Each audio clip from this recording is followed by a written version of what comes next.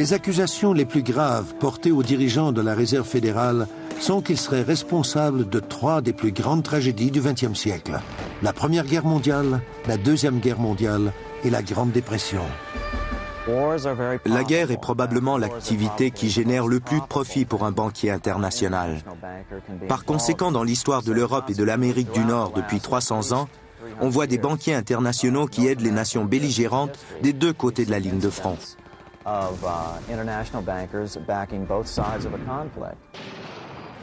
Ils essayaient de provoquer une guerre en Europe depuis 1885, mais les banques centrales d'Europe avaient déjà ruiné toutes les nations européennes. Le seul argent qui restait était aux États-Unis. Pour y avoir accès, ils devaient imposer une banque centrale au peuple américain. On l'a présenté comme le moyen d'assurer la stabilité économique de l'Amérique. À peine une décennie après la fondation de la Réserve fédérale, qu'est-ce qui arrive? Tout simplement la plus grande dépression de ce siècle.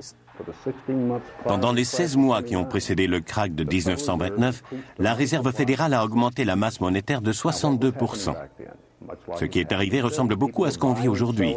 Les gens achetaient, vendaient, garantissaient, empruntaient en pensant que cette abondance n'aurait pas de fin. Puis, au moment du krach, ils ont cessé d'augmenter la masse monétaire et ceux qui avaient mis en garantie leurs actions, leurs obligations, leurs maisons, leurs autos et leurs comptes d'épargne ont tout perdu. La guerre est une entreprise extrêmement rentable. Après la Première Guerre mondiale, le sénateur Gerald Nye a organisé une commission devant laquelle il a traîné les plus gros financiers et industriels pour examiner les profits qu'ils avaient réalisés au cours de la guerre. La guerre est très profitable et quiconque dit le contraire est menteur ou fou. Ils ont réussi à nous faire entrer dans la Première Guerre mondiale. En fait, grâce à eux, la guerre a continué pendant 2 années supplémentaires. Il y a plusieurs personnes qui croient que toutes les guerres de ce siècle ont eu lieu pour qu'un petit groupe de financiers puisse faire des profits. Des gens qui sont dans la sphère d'influence du groupe Bilderberg et de la commission trilatérale. Prenons la guerre des Balkans. Qui a fourni des armes à Milosevic? Ce sont les Soviétiques. Qui finance l'industrie militaire de l'Union soviétique? Les États-Unis et les banquiers européens. Les banquiers ont toujours financé les deux camps lors de conflits majeurs.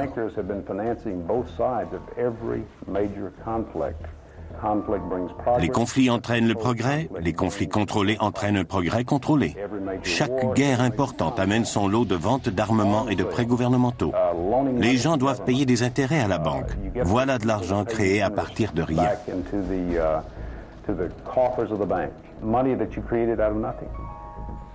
L'économiste et prix Nobel Milton Friedman prétend que la Réserve fédérale a provoqué la Grande Dépression en réduisant volontairement la masse monétaire en circulation.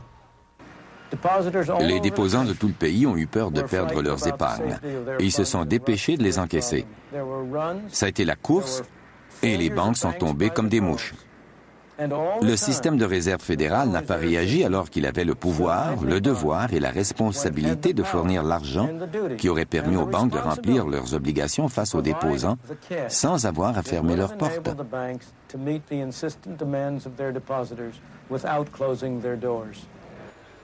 Louis McFadden, membre du Congrès et président d'une commission sur les banques au moment du krach, déclare « La Grande Dépression est un événement intentionnellement causé par des banquiers internationaux qui ont créé une situation désespérée qui leur a permis de sortir de cette crise avec les pleins pouvoirs sur nos vies. » Un mémo a circulé avant la chute du marché boursier. Tous les gros joueurs, les initiés si on veut, se sont retirés du marché à temps.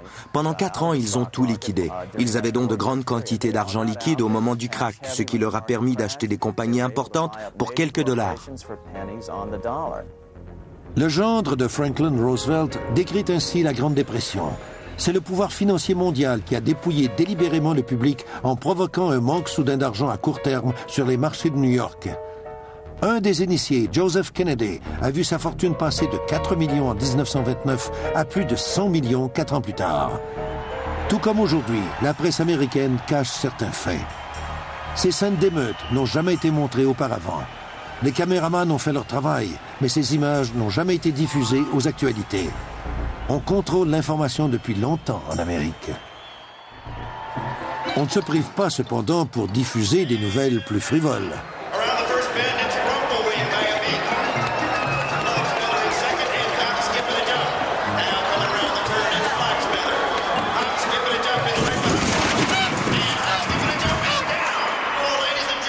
Heureusement, des personnalités populistes comme le président Andrew Jackson, William Jennings Bryan et le père Charles Coughlin ont assez de courage pour dénoncer les faits. May I remind our president with all due respect that not one of these soldiers cast a ballot on that fateful Good Friday night in the spring of 1917 to force a peace-loving nation like ours to take up arms for the profiteers and the exploiters of mankind.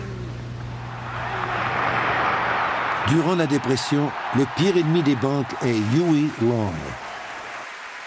We've tried the Republican Party, we've tried the Democratic Party, then we've gone back and tried the Republican Party, and now we're back trying the Democratic Party. And unfortunately, whenever we get into power with either one of these parties, we find that the one crying need of our people, the redistribution of wealth, so that none would be too poor and none would be too rich, is always neglected by the party that is in power. How many men ever went to a barbecue and would let one man take off the table what's intended for 9/10 of the people to eat? The only way you'll ever be able to feed the balance of the people is to make that man come back and bring back some of that grub he ain't got no business with. Cependant, l'assassinat est un outil politique que ces fameux initiés connaissent bien.